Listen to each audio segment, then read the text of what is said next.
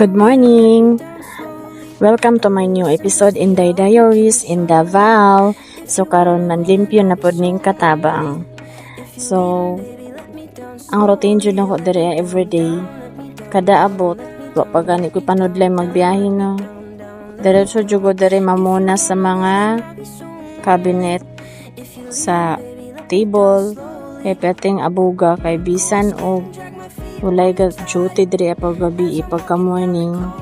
I don't know og asa gikan ning abog. Mapuno jud ning abog ning mga table.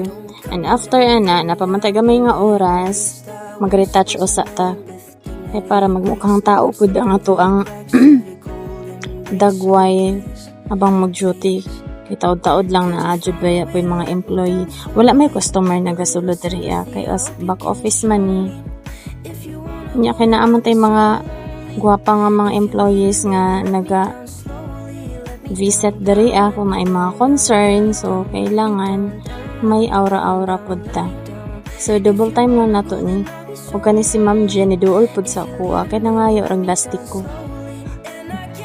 So after na mong duty ani ni Jimadine diretso na mi diri sa department store pagkagabi bago mi nahuli kay amo ang grasya nga secret ibay lagi niya og remembrance. And after na pag uli na mo ang dinner na mo simple lang kaayo ha, egg lang gyud na og noodles.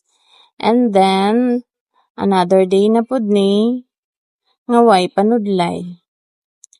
Short film lang gyud ang ako ang nakuha mga miyam kay wala lagi ko'y time na enjoy time nga tamaron ko mag video ba, pero need na ako maghatag og update pud sa ako ang mini vlog para pud na ako'y diary bisan og balik-balik na lang ni ako ang routine diri sa Davao. Bisan pa og magamit ka og cellphone while naa ka sa jeep or nag-walking lang ka diri sa street, safety kaayo mag-use kay disiplinado man ang mga tao diri Ing-ani kalimpyo ang amo ang kalsada diri ha. So sa mga Davaoenyo og sa mga gusto manlaag diri ayaw jud mo pagpataka og labay sa inyong basura. Kung di mo gusto maka-penalty.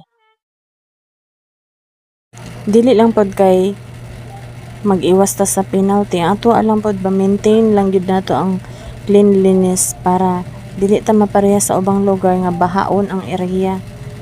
And then pasulod na ko sa office. Sabayin lang ko nyo guys ha until matapos ang ako ang video. Bye bye.